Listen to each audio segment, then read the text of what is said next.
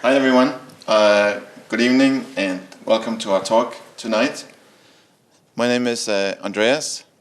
I'm here at Rangjung Yeshe Gomde in Austria, together with a group of scholars, translators, editors from 84,000 translating the words of the Buddha. We're here this week to discuss our project to translate the words of the Buddha from from Tibetan into English and make them available on the internet freely for all.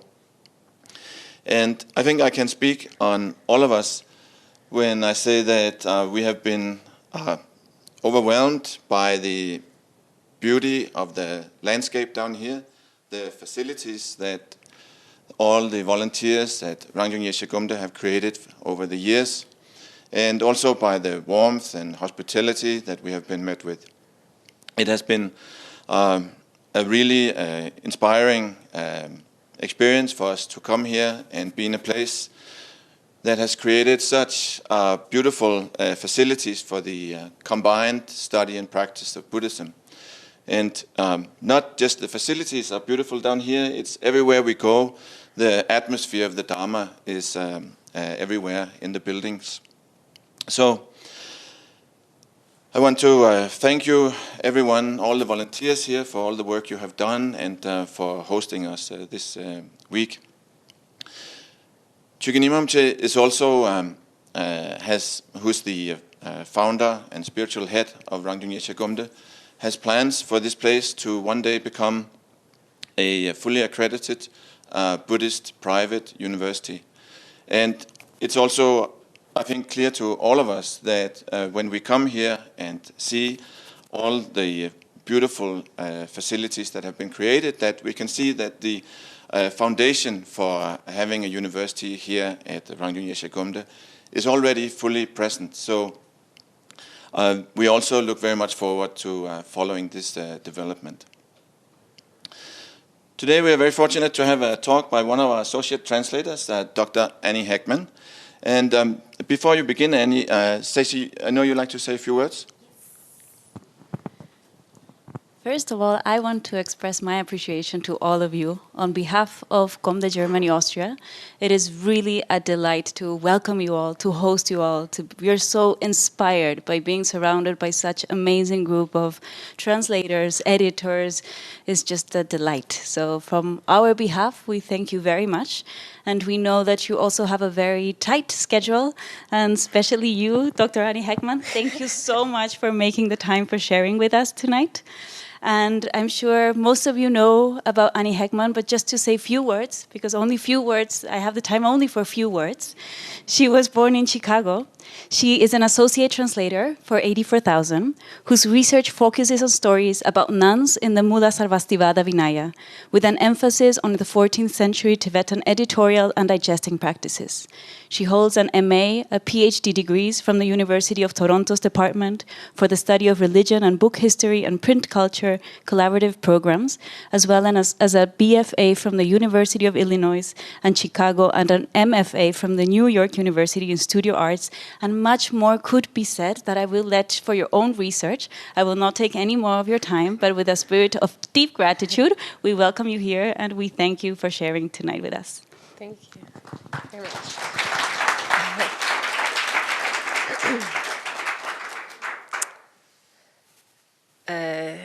Ich würde gerne mit Ihnen auf Deutsch sprechen, aber leider kann ich nicht.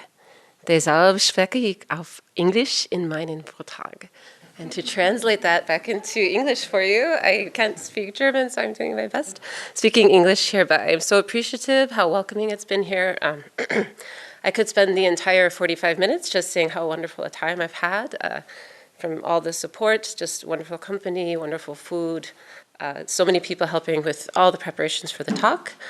Thank you to Andreas and Lena at 84,000 for bringing us all together and considering every last detail also.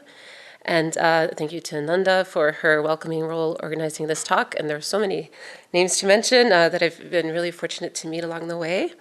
And really just to second what Andreas has just mentioned about how suitable this place seems to be to me for study and practice.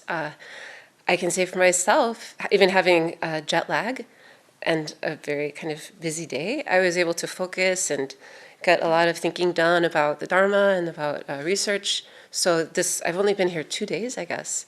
So certainly this is not me, this is the place, and this is the people here. So I'm very, very grateful and look forward to what might develop with the university plans. I want to thank Darcy Price-Wallace, who I believe is online right now watching us at Northwestern University, also for reviewing my comments a bit in advance. And it is an honor, obviously, and a little intimidating to sit right before an image of Chukyinimi Rinpoche, who is universally beloved. So I'm very grateful. So normally, I talk in an academic register, and I like to talk about monastic law. And there's a lot to say, and academic research is valuable work. So normally I'm thinking about how such and such a rule is different in source A from how it appears in source B. But here I'm actually being asked instead to talk about what's inspiring for practice. And maybe people don't feel as inspired as I do by tables and lists. So I wanted to share more from my perspective as a practitioner. And I study the Mulasvastivada Vinaya as a translator and as an academic researcher, and in a way that I don't really discuss as often as a Genyenma who was given the dispensation to do this kind of research, even though I'm not a monastic. So this is a little complex, as many of you know. The Mulasvastivada Vinaya can be considered closed to those who aren't ordained. But today I'll speak mostly about stories from this Vinaya. And I'll explain a little more how I've selected them. And for myself, I don't endorse the enforcement of gender binaries. I consider the category of woman, which is in the title of this talk, to be conventional and contingent. But I bring these narratives to you from a story world where those binaries are very much present. So where being a woman means something very specific, in texts that really richly describe women negotiating their roles in a patriarchal system.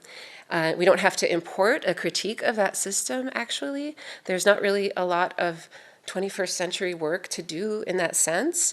The nuns themselves push for reform in the texts, in the stories that we read. So as we read in a section of this Vinaya, in the Kshudraka Vastu, in a story many of you may be familiar with, Maha Prajapati Gautami, the stepmother and aunt of the Buddha, she went to great lengths for the establishment of ordination for nuns.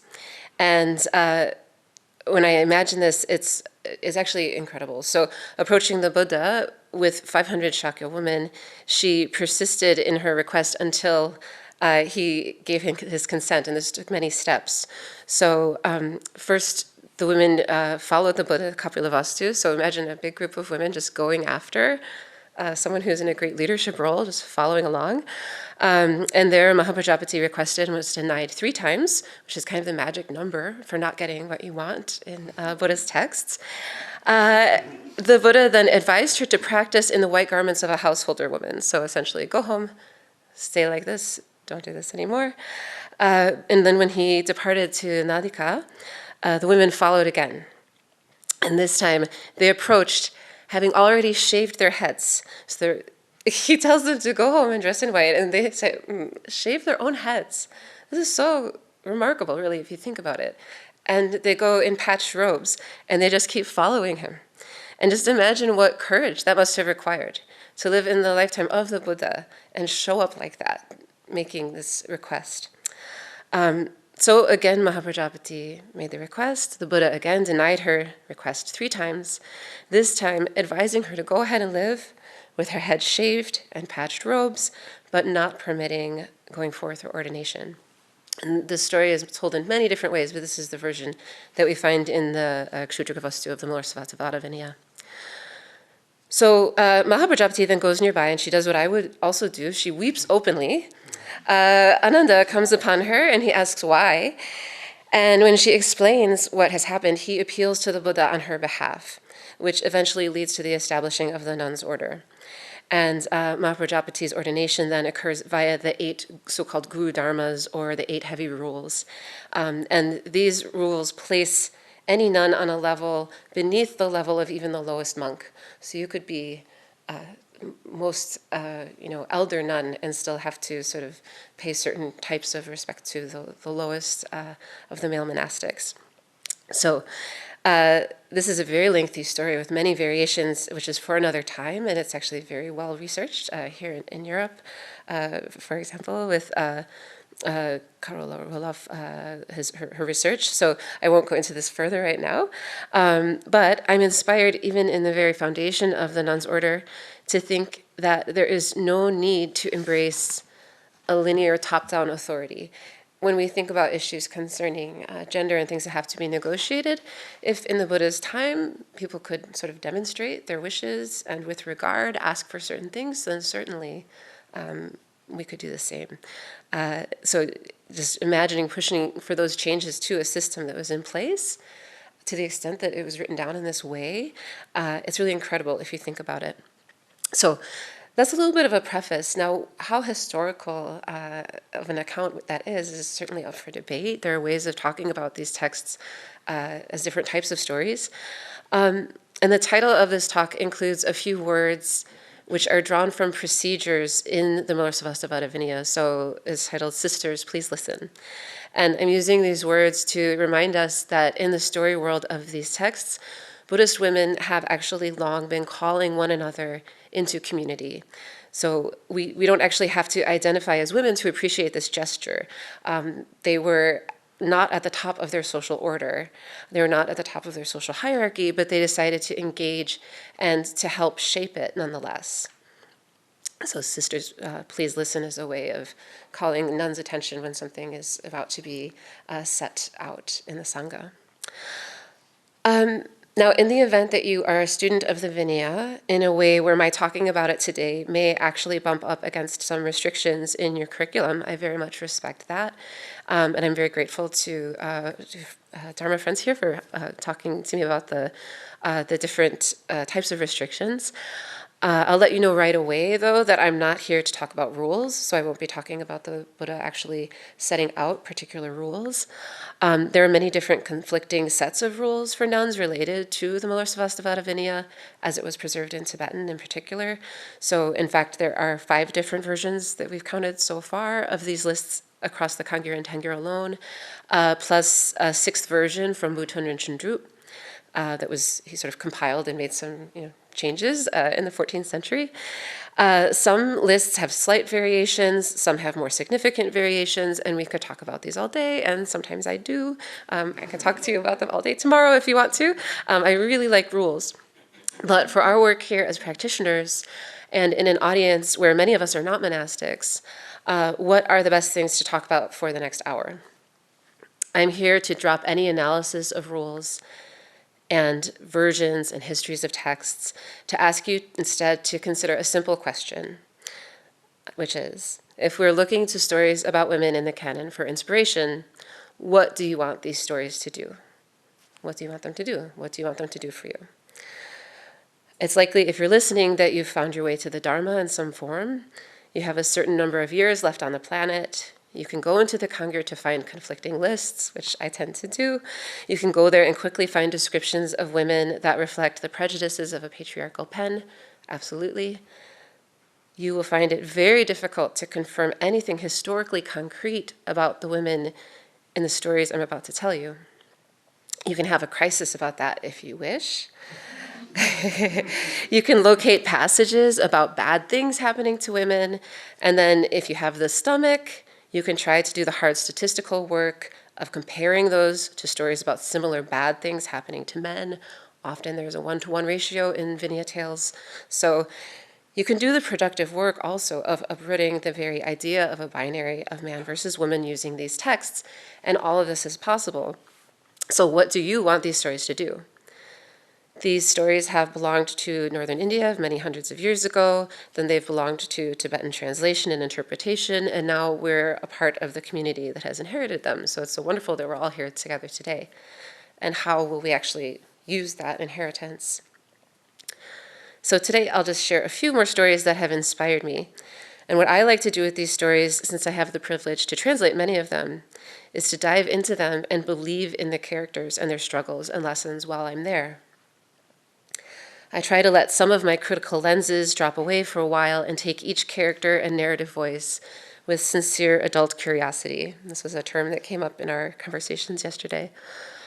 When I go into these stories in this way, I feel less alone. I drop the misconception that my own personal issues, of which there are many, my own personal issues are particularly personal. I start to drop that, and I start to enjoy the path as a participant rather than as an observer. And the Buddha that I read while negotiating these deep story worlds cares about every last detail of our lives and offers a way out of life's most harrowing experiences, truly. My interpretations when I read in this way are at the ground floor of my own experiences, are not universal, and may be easily and rightly critiqued from other angles, but I'll still share them with you today. So, just to organize our time for the rest of the talk, I'll talk about a few main themes. First, I will talk about renunciation relative to being ridiculously good-looking.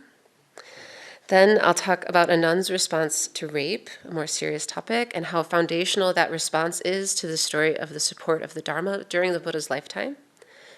Then I'll talk about going for refuge because of extreme challenges in domestic life. I'll mention a few inspiring stories from past lives of a nun who is held up as the best example of a bad nun, Stulananda. And finally, I'll share a brief passage from a Mahayana Sutra shared by a treasured Dharma friend and colleague here, which offers a beautiful reflection on a woman's relationship to awakening itself. And in each situation, I'll tell you the story directly. I'll refer to my notes for a few quotations to highlight, and then I will share my reflections on how these particular stories have affected me as a practitioner. So first, renunciation relative to being ridiculously good-looking. I was reassured that some in the audience would have seen Zoolander, and so I could say that. And really, a lot of stories about women are about the problem of being really, really good-looking. And there are lots of terms that are used for that and sort of stock phrases, and we might forget what it's like to actually, to encounter, like, wow, this kind of movie star, this kind of thing that we can have today of just people admiring and being really drawn to someone. So I would like to start by telling you about how incredibly good-looking the nun Bhadra is said to have been. And I promise there's a point beyond being good-looking. Bhadra, or Kapila Bhadra, as she's known, Sirkya Sangmo, she has a prominent role only in the beginning of the Bhikshuni Vinaya Vibhanga. She's so beautiful that she's selected in something of a sort of traveling beauty pageant, like they're looking for someone who's as beautiful as a particular statue, and she stands out. She's selected to be the wife of Kashyapa, the great Brahmin youth who then goes on to ordain as a Buddhist monk and become the great Mahakashyapa. Bhadra, though, has no desire for the householder life, and she wants to renounce so badly that she and Kashyapa don't ever consummate their marriage. There are some very funny stories about everyone trying to put them in the same house, in the same room, etc., and they won't consummate their marriage. They both eventually go forth separately. Kashyapa renounces among Buddhists, and Bhadra renounces at first among non-Buddhists, and then joins the Buddhists. So first I want to talk about why she is so extremely good-looking.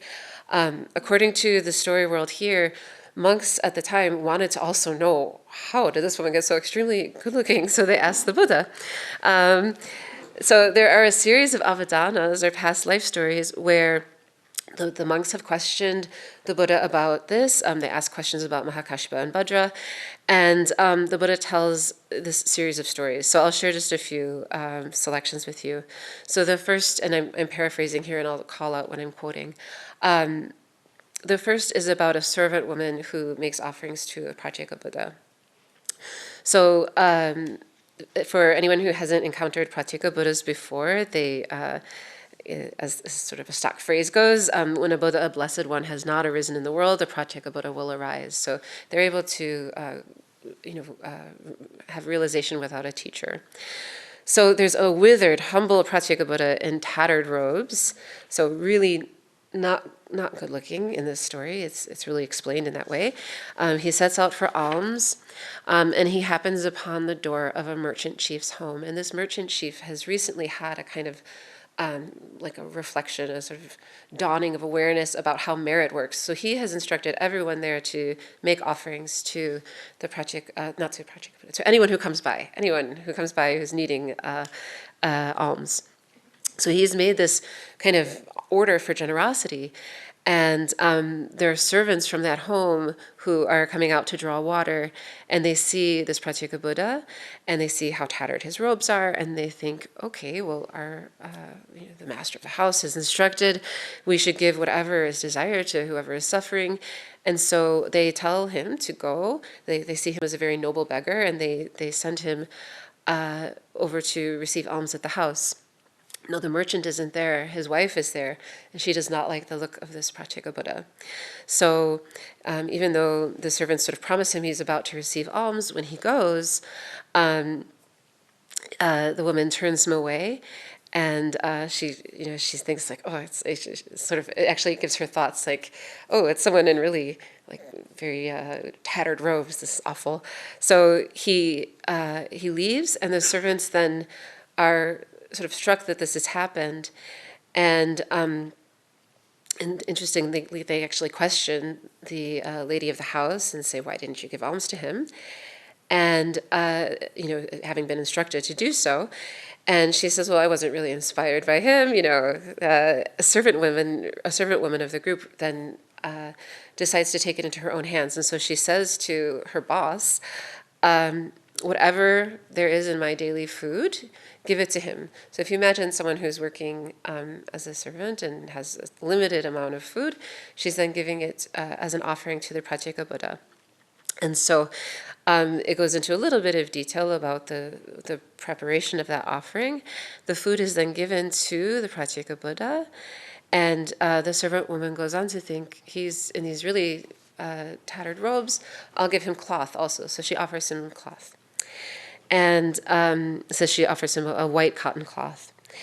And so she's showing this generosity, and the Pratyeka Buddha is immediately recognizing that this young woman is going to have achieved a lot of merit. So he does what a good Pratyeka Buddha does in that moment, and he levitates into the sky. So he immediately demonstrates that what she's done is actually very impactful. So the young woman sees this, and she becomes really delighted, and as many of us know, when you see something beneficial happening and you yourself become delighted, then this kind of increases and increases the merit, and her motivation becomes even more rapturous, and she goes down on her knee and she makes wishes. And so this is how our characters in past life stories and Avadanas, it's how they progress. They make the wish that accompanies this. So Bunlam. So she actually makes a sort of a double wish. So she says, she takes responsibility first, and she says, however slightly I may have scorned this noble one, may my complexion be foul. So basically, can I look terrible for whatever if I haven't been respectful to him in any way? And then she says, through the roots of virtue of having given up these things, having given these objects, wherever I'm born, in those lifetimes may I have a form that's beautiful, with excellent complexion, etc., being good looking and attractive. And she says, may I never be withered with a foul complexion. So there's this, appearance is very important, certainly, in these, and we find this across many different Buddhist texts. We see that she has made these wishes after doing something very meritorious. She's not named. This is not a named character in the story at the time, but we'll learn more about that. But remember, the Pratyeka Buddha is up in the sky. So this is all happening, and he sort of flies or levitates, moves over to where a certain king is, with many ministers surrounding him and hundreds of thousands of people. And when the king looks up, he sees the Pratyeka Buddha sort of moving through the sky, clothed in this way. And the merchant who had given the original command, actually, for people in his home, if you remember the merchant who gave the command. So the merchant who gave the command for things to be donated from his home, he sees this happening and he says, like, since I said that we should give to all almspeople, certainly he has been offered alms from my home, so I'm going to go there and find out what happened. And he stands up, he goes to his home, he sort of leaves the gathering by the king. His wife, the one who didn't give offerings, she also sees this emanation in the sky. And she becomes, at that point, very devoted. She then says to the servant woman, "Hey, servant woman, the merit will be mine. I will give you totally satisfying provisions." So she tries to bargain with her, seeing like, okay, if this has happened, I'm the one who gave that food. It's very crafty. And the servant woman actually denies her. She makes a doctrinal point and she says, "You have power over my livelihood because you're the lady of the house, but you do not have power over my merit, so it's not given." Then the lady of the house becomes very, very enraged and agitated, and she's sort of totally ensnared by her own anger, and she has bracelets on her wrists, and when she stands up and she's sort of moving towards the servant girl aggressively, she strikes her on the head, and because the bracelets strike, then the servant woman's head is wounded and there's blood coming out. So really a scene, like a full-on brawl about this. The merchant chief arrives and says, "What's happened?" He's in turn terribly angry, and he actually adorns the servant woman with all ornaments and sort of elevates her, installing her as the head of the household, like a total domestic coup within the home. So he reports what has happened to the king, and the king says, "It's good that she's a lady of the house, and you've done a good thing. I will give her the wealth of the city." So this is like winning the lottery, after making this offering, right? She has so many good conditions, but these are all worldly conditions, right? Good-looking clothes, being like the top of a household, wealth. But she has made merit. She goes on to guard morality, and then when she passes away, she's actually born into the heaven of the 33, so she's born among the gods. There's a little bit of a competition for her, so they actually have a competition in verse where several different gods, they say, she's mine, that's actually what it says. And then Shakra, a key deity in this scheme, he says, basically whoever recites the best verses, she'll belong to him. So there's this competition. They share some really interesting verses, and then it comes back to Shakra, and he basically says, like, how will I live without her? And so the other gods, they say, well, I think we're going to give her to Shakra, and she then goes on to accompany him, so she's the sort of the gift or boon in this. Now, if you're here listening to this, like, these women are being passed back and forth, right? Like, this is part of the story world that they're in. And in this particular setting, there's not a critique of it. It's just the way it goes. You get to marry better and better people. You get to marry gods. You get to be better looking. You get to have more wealth. But where does the Dharma come in? Well, the Buddha explains to the monks that the one who was the servant woman was Bhadra. So she would become Bhadra in the current life, the time of the Buddha. And on account of offering those alms, she had an excellent, beautiful form. She went on to do these things. So all of those conditions are from that generosity. Skipping forward a little bit, the monks want to know specifically, why is she actually of such a glowing complexion? So she's actually so beautiful that if you hold a statue made of jumbo gold next to her, she outshines it. So how could this be possible? It's a sort of extreme beauty, like beyond any sort of Instagram filter we can imagine, right? So how could it be? The Buddha then tells another story about a young girl in the time of Buddha Vipassana who's holding a fly whisk. And she's going to sort of, it's like a tail whisk that has a handle made of gold. When the Buddha comes close to her, she actually thinks that it's made of iron because he's so bright that the gold itself looks kind of drab. So she thinks, am I holding something with a handle made of iron? And later, the girl comes with a statue, actually, again, made of gold, and again, Vipassana outshines it. And she sort of realizes that the gold that she's holding is nothing compared to the light of this Buddha. So she has this recognition, and she makes aspirations at that time, saying, through the roots of virtue, etc., may I have a luminous body, and may its own light outshine something like the statue. So she goes on and makes many, many aspirations. And again, we're told that she is reborn as Bhadra, the daughter of Kapila, who will then go on to marry Mahakashipa. So what's the point? According to Karma 101, Bhadra's extreme physical beauty is related to her having made wishes and accumulated merit over many lifetimes. But when she is born into the lifetime that coincides with the life of Buddha Śākyamuni, she doesn't want it anymore at all. So all of this that we've been hearing about, pages and pages of the Kangyur, she doesn't want it. She is really willing to give up worldly treasure. She's willing to give up an appearance that has given her access and currency in certain ways over many lifetimes. She decides to become a nun. So in this story world, Bhadra already has, in her youth, she already has this value. She places renunciation above her physical appearance. She's really a little tired of having this appearance early on. But also, Bhadra's looks are directly linked to harassment. So this is a segue to our second theme that we'll talk about.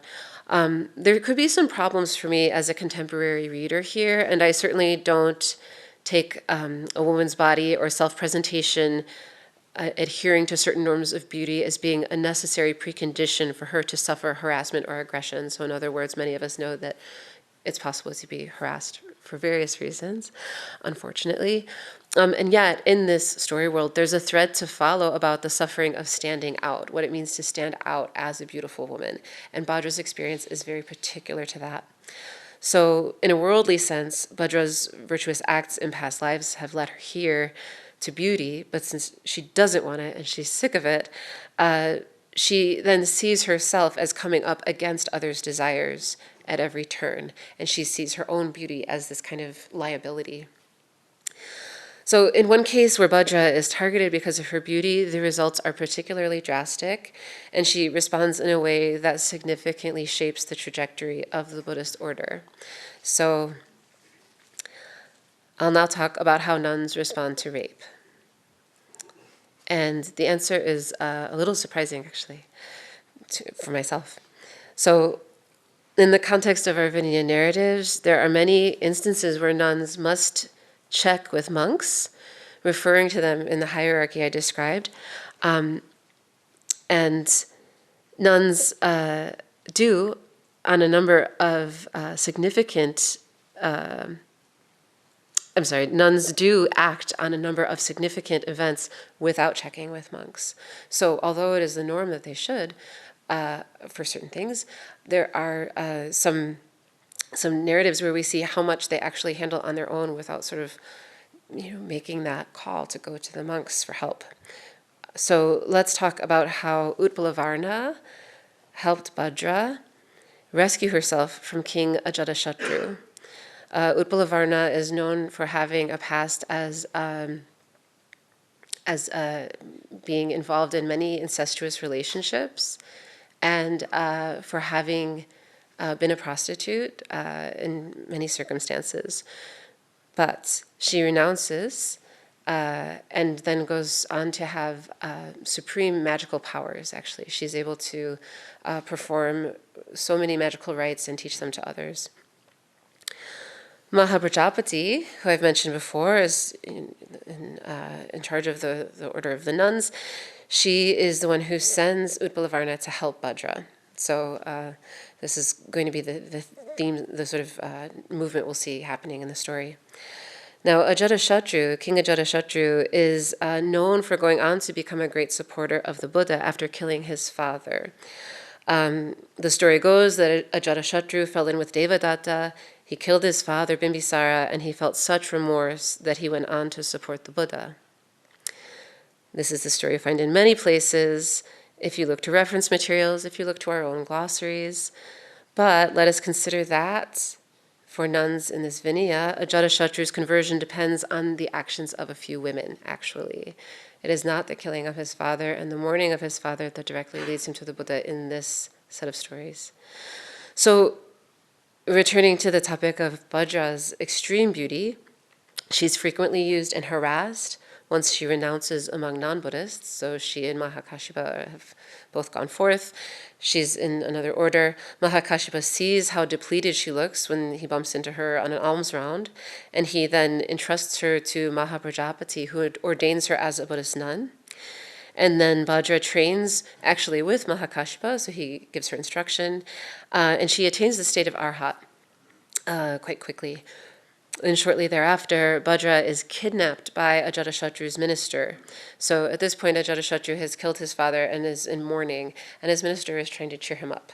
So he kidnaps Bhadra, he adorns her, and delivers her to Ajatashatru, and at that moment, Ajatashatru rapes her. She escapes through magical powers then with the help of Utpalavarna. So Mahaprajapati has noticed that Bhadra is not at the Sojang rite, and she sends Utpalavarna, like, go look after her. Utpalavarna uses her magical powers, and she teaches them to Bhadra on the spot, and they escape from the king. They go back to the nunnery. But now imagine, this is where I like to think, where does it strike me as a particularly difficult narrative turn? She's just escaped from a powerful person who has just been aggressive to her. And some of the nuns then don't want to participate in rites with her because she's come back in all of her adornments. And Mahaprajapati Gautami then tells Bhadra, here's a quote, "You must go up to the king, give back the robes and ornaments, and with the permission of the king, dress in saffron robes and come back to us again." So essentially she sends her back to the king to sort of reclaim her renunciant attire.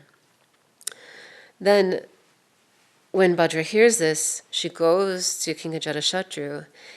He wakes up, he sees Bhadra, and he begins to try to embrace her. She levitates up into the sky in front of him. And when he sees her, it's said that she's like a swan spreading her wings. This is a sort of image we see with levitating practitioners.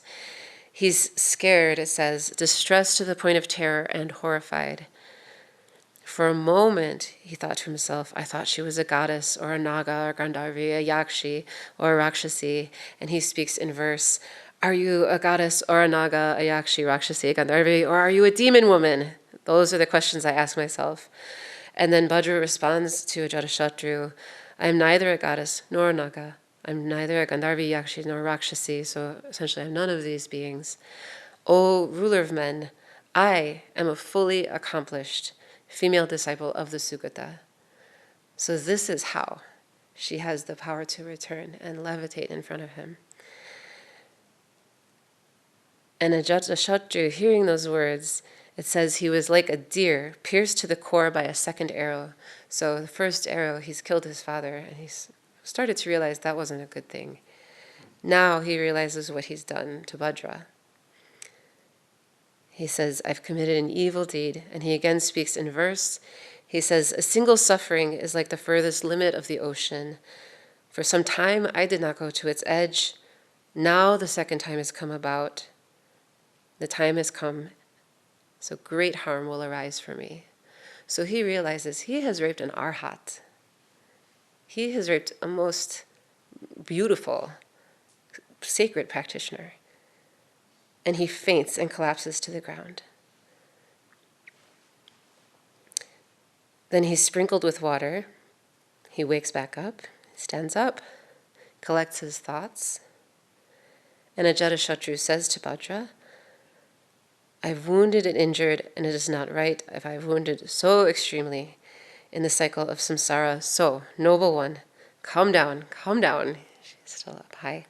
Please guide me, one who has sunk into the muddy stream of bad behavior, by the hand. So he's actually asking for her help after all of this. And she's still up in the air. Bhadra then descends to take hold of his hand. She settles on a seat and she stays there with him. Then King Ajatashatru collapses at her feet. It says, like a tree felled at the roots. Noble one, he says, please forgive those who are difficult to tame. And she says, great king, I forgive. At that moment, Bhadra returns the robe and ornaments, the way that she had been adorned for the king's pleasure. She returns all of the clothing and the jewelry, and the king likewise gives her saffron robes in return. He prostrates to her feet and says, noble one, for as long as I am alive, I will provide you with robes, alms, seating and bedding, medicine for treating disease, and other necessities, which is like a full list of what she would need as a monastic. So essentially he's deciding to become her sponsor. And then Bhadra says to him, Divine One, for the most part, my actions are to blame. It is not your fault. Why is that so? She says, the Blessed One has said, where can one remain untouched by karma? There is nowhere on land, nowhere in the sky, nowhere in the sea. There is nowhere, even if one goes deep into the mountains. And also, she tells him, just like a shadow chasing after a man, moving when he goes from place to place, in the same way, virtue and non-virtue are like shadows, as is stated in the unsurpassed speech of the Buddha. So again, she invokes the Buddha, she invokes Buddhist doctrine, and she takes responsibility for what has just happened. She then instructs, encourages, inspires, and delights King Ajatashatru with many types of Dharma discourse. She levitates up into the sky and goes back to the nunnery. And as many of us then will know, Ajatashatru went on to become a great sponsor of the Buddha. Now, there are many ways to read this. The circumstances are truly awful. Some questions I ask myself are, how could Mahaprajapati send Bhadra back to the king? How does Bhadra respond when a man, a king no less, rapes her? I can and I have written some more critical thoughts on these exchanges, and I've discussed how Tibetan digesters handled this passage differently. So, in other words, there are ways of telling this story that make the king look better or worse for what it's worth, because, Bhadra is taking responsibility and for experiencing the ripening of her own karma. But right now, what I'm really interested in is the fact that no monks were actually consulted at this moment. All of this was a response from within the nunnery, which is sort of remarkable if you think about it. Monks appear later in the story, and the Buddha eventually gets involved, but not to intervene between Bhadra and Ajatashatru. Bhadra went back and levitated and schooled the king for his actions and gave him a lecture on karma that situated herself in the scheme of cause and effect. So however we might read this idea that someone could take responsibility for something that has just happened to them, something like that, a sort of sexual violence, how difficult it could be to think about that.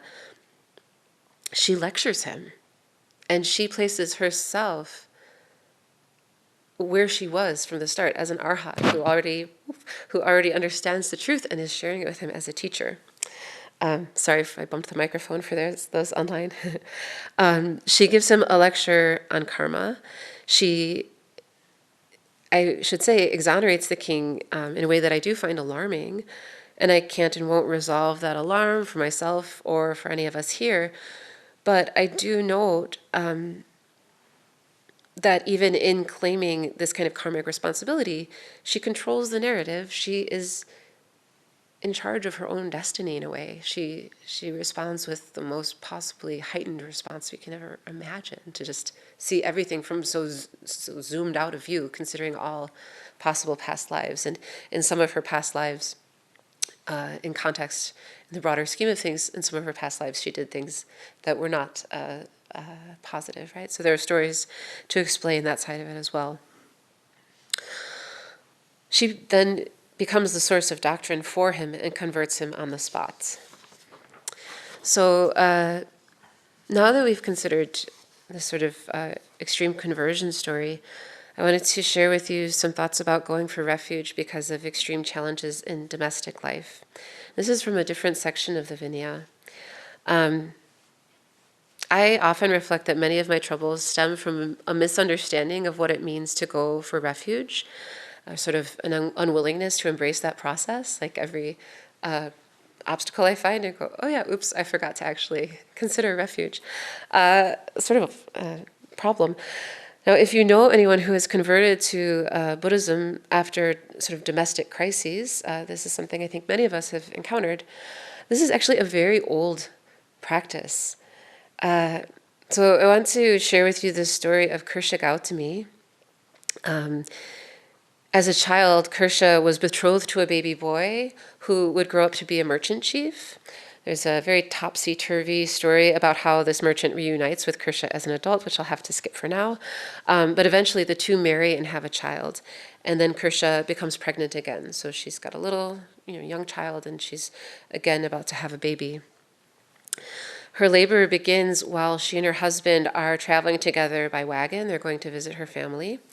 The merchant falls asleep at the base of a tree when Kersha goes into labor, which doesn't seem helpful, but that's what happens. A serpent bites him while he's sleeping there, and he dies on the spot. Kersha then finds her, after giving birth, she finds her husband's body. So, imagine like how horrifying, you've just given birth to the child. You find your husband dead. She then sees that their oxen have also been stolen, and a huge storm is raging. She's weeping. She carries both of her children in the rain, and there's a river that's blocking the path between where she is and her family home, and it's starting to flood over. So she can't actually bring both children across at once. So she leaves the newborn child on the shore and carries across her older child, puts him on the other shore safely. But then as she's returning for her newborn, a jackal goes after the baby and starts to carry it away. So she tries to wave away the jackal, like, no, no. And as she's doing this, her child on the far shore thinks that she's calling him to join her. And so he jumps into the water. So her children both pass away on the spot. She then goes distraught, certainly, and finds out from a person on the road that her remaining family members have just died in the lightning storm. When she goes wandering, an elderly woman who's spinning cotton persuades Kersha to marry a local weaver. So essentially her first try at having a family has completely failed. She's persuaded then to marry a weaver. She goes along with this. It seems like a good solution to her situation, but her new husband beats her daily. The elderly woman then convinces Kersha that the beatings will stop if she becomes pregnant and provides the weaver with a son. So then as Kersha is about to go into labor, her husband goes out and gets drunk. This story doesn't have a good supportive fathers during labor at all in any of these situations. He goes out and gets drunk. When he comes home to find the door locked, he becomes very, very angry, but this is because Kersha's labor has made it impossible for her to get up and leave the door open for him. She sort of locked it behind him, and then because of being in the process of having a child, certainly can't get up when he returns home drunk.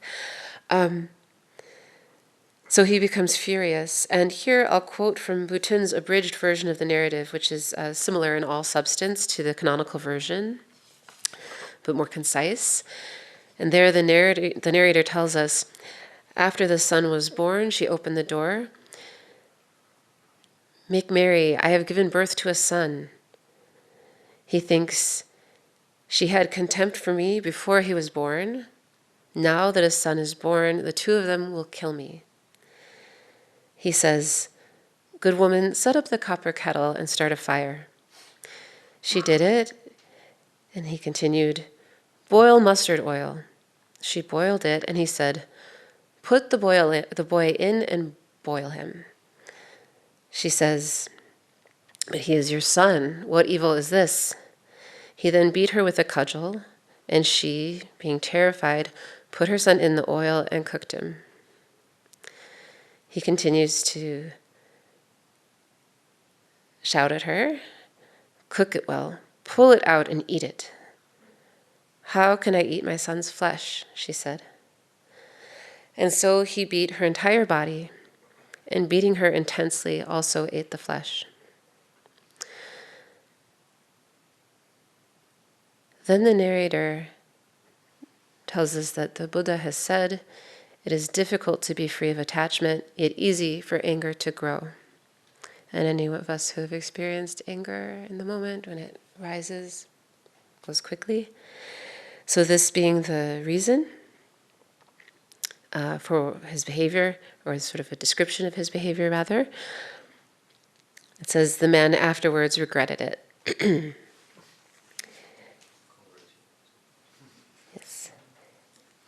When her husband, so now I'm returning to a paraphrase. When her husband falls asleep after this scene, Kursha escapes, and a caravan leader takes her as his wife. A band of robbers overcomes the caravan leader, and Kursha is then made the wife of the leader of the robber band. This is her fourth husband. The leader of the robber band is slain by a king, who then makes Kursha his queen. Now, we can laugh at the repetition, I suppose, or consider it especially strange, and I've had different reactions to this story different times I've read it, but I prefer to take it at face value. We have a way of minimizing such a series of negative events, but for the purpose of how these stories can actually help us, maybe let's not. Let's actually take it that sometimes horrible things happen one after the other. The king later dies, and Kursha is buried alive with him. And then it says, men from the north gouged into the grave to rob the tomb, and because dust went into her nose, this part is maybe a little bit funny, a sneeze escaped, and the men thought, a zombie has arisen, and they flee.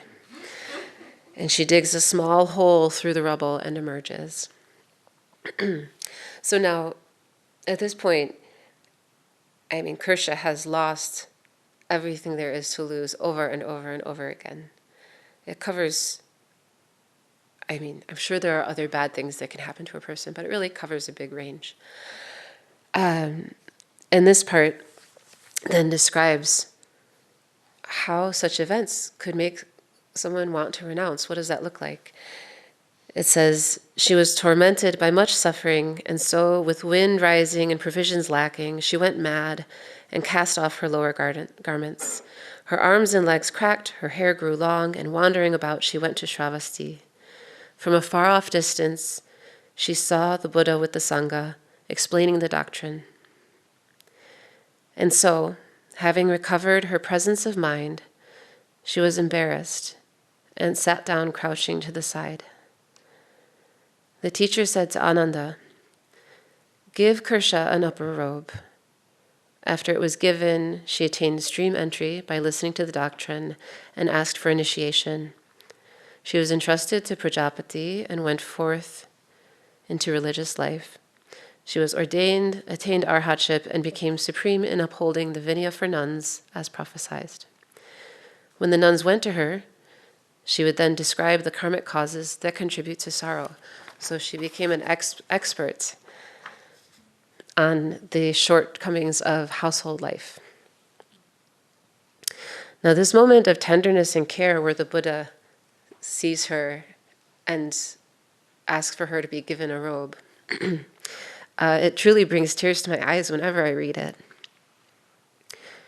Kursha finds immediate peace with the Buddha, and she knows deeply how much suffering can ensue in family life. And what does she do as a survivor of such experiences? She becomes foremost holder of the Vinaya among the nuns. So we can see that her expertise is truly from the bottom of her heart, in a sense. Who could hold monastic law better than one who knows domestic suffering so acutely? How are we doing for time? We're still okay? Do I have time for 2 more stories? Yeah? Oh, it's there. Oh my. Oh, it's close. It's been almost an hour. Okay. Well, I'll skip Stulananda. No, you want to hear about Stulananda? Okay. I'll talk a little faster. She's funny, so it's okay to talk faster. You can't talk fast with Kursha, but okay. So I've been speaking about exemplary nuns, but I also really want to tell you how much we can learn from the nuns who do things wrong a lot. And I've decided not to go into the Buddha's rulings themselves, so I'm going to share 2 past life stories about the nun Stulananda, Bom Gamo, fat and happy. She is one, she tries everything. She really does. One of these stories, though, is really poetic. So the first is very, very brief. Essentially, there is a ruling where Stulananda is a story that is related to a rule, which I won't share. But Stulananda is beaten for stealing something. She becomes really obsessed with a certain thing, and she keeps going for it. So the monks want to know, what's happening? Why is Stulananda so obsessed with things that she actually gets into altercations? And the Buddha says, the nuns actually ask the Buddha in this case, and the Buddha says, he says, this sort of impropriety is due to obsession, not only in the present, but in a past time as well. So it happened in Varanasi when King Brahmadatta was there. A certain thief actually made their way into the king's palace, and they left behind like a certain silver cup. And then thought, I'll go back and get it again. I'll go back and take it after leaving it behind. And at that point, he was seized by the king's soldiers, and because of that, caused a lot of suffering. Experienced a lot of suffering. Now, this is like in a heist movie that happens, actually, right? Like you go back for the last thing when you're trying to rob a place, and that's when you get in trouble. So that's one story, sort of a simple one. But just kind of to share that some of these are like very, very small kind of vignettes. And then the Buddha says, and this one I find really beautiful, he says, listen to how decline occurred due to jewels, solely from obsession. Long ago in the city of Varanasi, a householder was there who had a daughter. The householder died, and he was then born as a king of swans who could naturally recall his previous birth.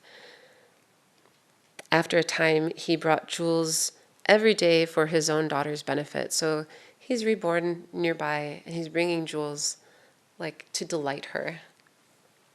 His daughter thinks, I'm going to capture that king of swans and take the jewels. So with this sort of greedy plan, she beckons to him, and in the act of calling him towards her, she makes it so that he doesn't come by anymore at all. And for some reason, I find this to be such a perfect description of obsession. It's in the calling things towards ourselves that we stop them from being pleasurable, right? It's this sort of grasping. Then a god actually observes this and says in verse, one should not obsess. Attaching to non-dharma is sinful, or is evil, you could say. Due to planning to capture the king of swans, she was deprived of the gems. So trying to get the gift for herself only, trying to appropriate it, she's then deprived of it. So the thief and the daughter in both of those stories, those are previous lives of the nun Stulananda. The Buddha reiterates, it was obsession alone then, now again it's only obsession, therefore one should not obsess. And he reminds the monks to recall that, to train like that. Now, when my friend and colleague Darcy Price-Wallace looked at my notes for this talk, she said that maybe I could be more clear here about how bad girls can teach us something, not just like tell the story. I don't know about you. I try, but I'm pretty rough around the edges. I probably wouldn't like to read all the narratives that could be produced about my own mishaps. No, thank you. So Stulananda's obsessive preoccupations, her tendency to try to bend propriety to her own plans and plots, this is something I actually know very well. So I try to remember it's not just about the sort of funny rule breaker. There's actually a lot to learn about her trying again and again to get what she wants and just getting farther and farther from awakening. It just doesn't work. So it's a nice reminder. So I really want to accept my inner Stulananda when she appears and then try to convince her to do better.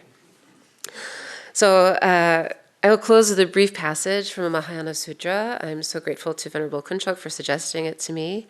This is very brief.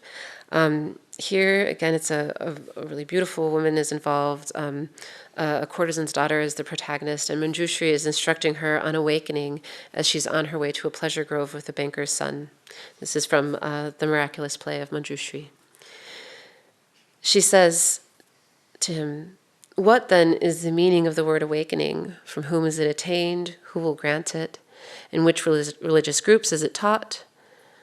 Let those who are not clever, those without understanding, understand." Manjushri says, "Sister, awakening refers to the inexpressible, the absence of letters, the freedom from the aggregates, the sensory elements, the sense sources, emptiness, the freedom from marks, the absence of afflictions, peace, tranquility, and complete pacification." The princely Manjushri continued, "Sister, if you develop the mind of awakening, then I will give you this garment." Venerable Kunchok can tell us more about that part. "What is awakening, Manjushri?" asked the girl. "Sister," replied Manjushri, "you yourself are awakening."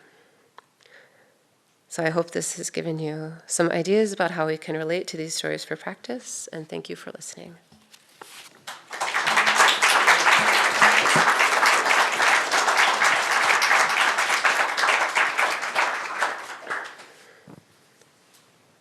And I'm sorry for going over time. Do we have space for questions? Oh, I'm happy to stay for questions, yeah. Any questions?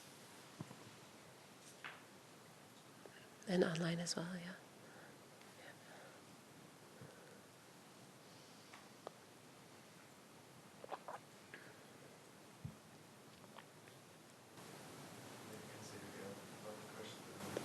Yeah. Or comments or critiques. It's good. I guess it's because we're all in a very reflective mode. And thank you for calling us to listen, for inspiring with these very rich, juicy stories, and for inspiring a practice through these stories of women that are very heroic and full of guts. And most important, maybe, they're full of love for the Dharma. Absolutely. Thank you. Thank you. Great. Oh, is there a question? I'm curious. I'm just curious, how typical are these stories of most of the stories that you find there, or are these really sort of like, did you pick some of the more evocative ones, or is this actually kind of typical or not? I brought my laptop and left it in the hall in case it gets really technical. But I actually did search particularly for stories that are not rule origin narratives to be respectful of the monastic sangha in this context. In an academic context, we do discuss those things quite usually, but here it didn't seem appropriate for me to talk about the practice of a nun from the perspective of how she is involved in the formation of rules. So I eliminated those. And so some of the stories are abhidhanas, and some of them are what I classify for myself just as supplemental narratives. They appear, they're usually connected in some way to a rule, but they're sort of adjacent, and some of them are from the Kshutra Gavastu, so they're in like a different section separate from the Vibhanga. How representative are they in terms of how evocative they are? I would say that these are some favorites for many people. Some of them have been translated in parts, and certain parts have interestingly been left out. For example, in Schiefner and Ralston, the German and English translations, they go up to a certain point, and then it's like, I don't know, like for example, in the story of Bhadra, when she really starts to like give the king, back her version of things, it stops right before that. So it's sort of, they've been excerpted in different ways. And, Damcha Diana Finnegan has worked on these stories as well. The Avadanas that I brought up in terms of Bhadra's previous lives, those are not studied very much. And part of the reason is that they're sort of very thready. They have a lot of, like things that have just been, it's pulled from somewhere and we don't know where, essentially. So, but I would say that those stories are particularly, I think particularly powerful. However, if it helps to put it in context, as I was preparing the talk, I kept wanting to include really wonderful, funny or powerful stories that I decided I couldn't include because I didn't want to use rule narratives. So there are a number of, like especially in terms of dialogue, like just really wonderful dialogues and, like fights and all kind. It's really like a full narrative world. Yeah, it's a great question. Yeah. Great.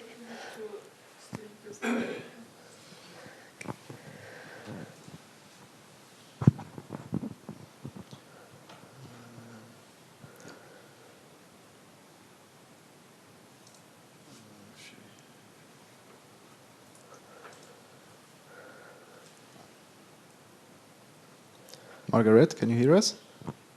Oh, yes. Thank you.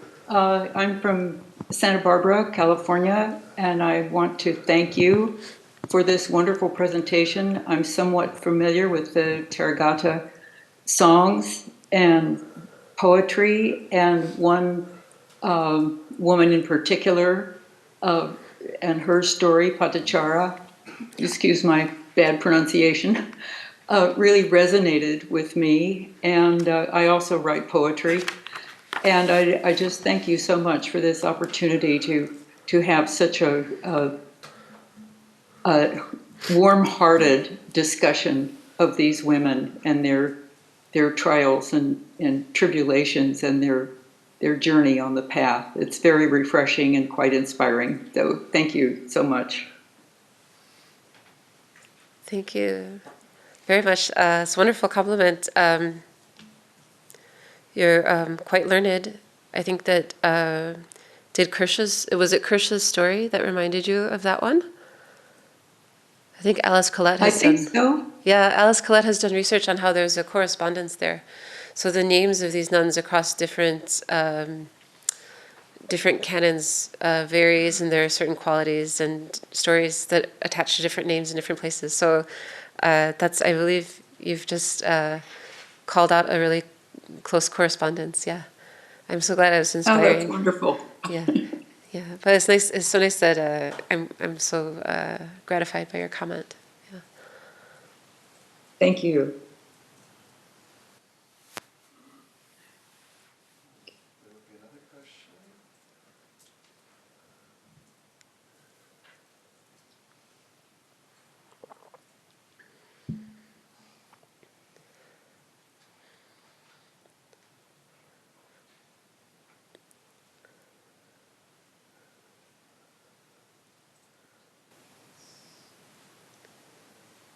Greetings from Northern California, Aranya Bodhi Forest Hermitage. And I'd just like to say first, I so much appreciate you doing this work. And what a delight to hear about it. And one comment and one question. The comment is, I've read a lot of these stories from the Pali and also recorded in Chinese, the Chinese sources. And the way that the ancient commentators comment on them is often not addressing how we might feel about the stories these days. And I really appreciate your comments during this talk about like what's coming up and how you're acknowledging that, how you're holding it, how it doesn't necessarily need to be solved, but we can still be inspired and can still benefit from it. So I wanted to appreciate that.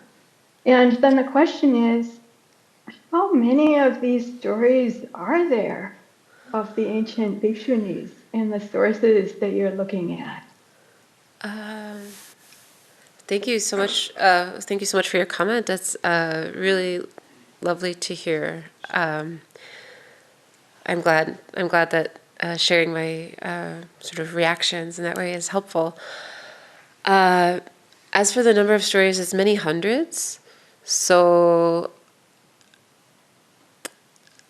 I would say for fully developed rule narrative stories, we're looking at around over 200, about 250. Maybe I would have to do the numbers, but essentially we have, for rule narratives, it's fine to talk about the breakdown, so I will do that. Here we have 8 heavy rules, the Parajakas, and then we have 20 Sanghavasheshas, so that's 28. And then we have 33 Naisargika Payantikas for nuns. We then have, in theory, 180 Payantikas, but our redactors prefer to include extra Payantikas in their lists sometimes. So we have about 190 in Dege and 186 in Stok. So we have, that already brings our total. Who's good at math here? That's 190 plus 28 plus 33. So we're looking at several hundred stories just of that nature. And then there are many, many stories embedded in other parts of the canon. And in some of them, there's, there are different ways of looking at it. What's the name of the test that we do for a film to see if it's actually including women fully? It's like the name of the person who developed it, a certain, yes. Can you say that again? Is it Bechdel, is it the Bechdel test? So if it's like, is a woman named, is she ever talking to another woman? And they're not talking about a man. Is that the test? Yeah. So if we were to do the Bechdel test on some of these, like one of the avadanas I shared with you, the servant woman, I suppose probably it doesn't pass that test, right? It's very centered on the instructions of the man, the behavior of the Pratyeka Buddha, her merit relative to her marriage status, right? But in a lot of these, the nuns are completely doing their own thing. And there's so much that goes on just between the nuns. And then they, the monks get involved when there's kind of like a disagreement, or there's something that happens in the classic kind of order of things is the monks tell the nuns tell the monks, and the monks tell the Buddha, and the Buddha then makes a rule. It's kind of a format that we see a lot. But that said, I think that we could find hundreds and hundreds of stories that pass the Bechdel test to be sort of about women. Yeah. There's a question from the chat, somebody that doesn't have a mic, that says, where can one find the story of Krishna Gautami in the canon? This is in the Kshudraka Vastu. This is Tohoku 6. It's not yet present on 84,000 site. The Kshudraka includes a lot of really important material about nuns, so it's also where the story of Mahaprajapati Gautami's request for ordination is placed. And in that section, there are a few ways to access that story if a person wanted to see it in translation. One would be my own dissertation. I'm sorry, it's a long text, but it's there. And then Damsha Diana Finnegan's beautiful dissertation also contains a discussion of a part of that story, and she actually discusses some avadanas related to Kirsha. Kirsha has some really difficult past life stories, as you can imagine. And so you can find that material there, and also you can find it's a translation from Tibetan into German, and then from German into English, if you look for Ralston, the Bible of Tibet. This is translated by Anton Schiefner first, and then that translation wasn't very popular, and Ralston translated it into English, and some of those were then retranslated back into German from English. It's very complicated, but the story is there. The voice in it, the narrative voice in it from that translator, I don't remember it being particularly sympathetic, but it's accurate, and it's a little bit sanitized, I would say. So it's like it was cleaned up in the German and then cleaned up in the English. So some things what happened here? And I have to go back to the Tibetan to find out. But yeah. And perhaps we could mention that over the next 5 years, we're hoping to make all of it available on our 4,000 books. Yes, absolutely. So 2029 is so by 2029, then all of this should be available. So it's okay to talk about where Tohoku 5 is right now. Yeah. So some of these stories were from, the Tohoku 5 from the Bhikshuni Vinaya Vibhanga, Gelongwe Dor Namar Jeba. This is the text that's really related to explanations of the nuns' individual rules, and it includes some of these supplemental stories, like the story of Bhadra. Bhadra, it's a lengthy story that's leading up to an exception clause for a rule. That text is now in draft form. I think there are like 20 pages left for me at this point. It's very close to the end. It's like 606 pages. So these texts are really in progress, and so we can expect, just following the normal timelines, that by 2029 you should be able to research them or see them on the site. Yeah.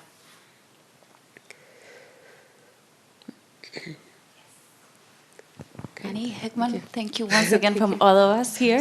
We're very inspired. There were also some reflections of people that are joining online that we will share with you later, so that wonderful. we don't extend so much. Thank you. But thank you on our behalf for sharing your translator's perspective. Thank you. I'm just so honored. I think it's so wonderful that you're making space for this kind of talk.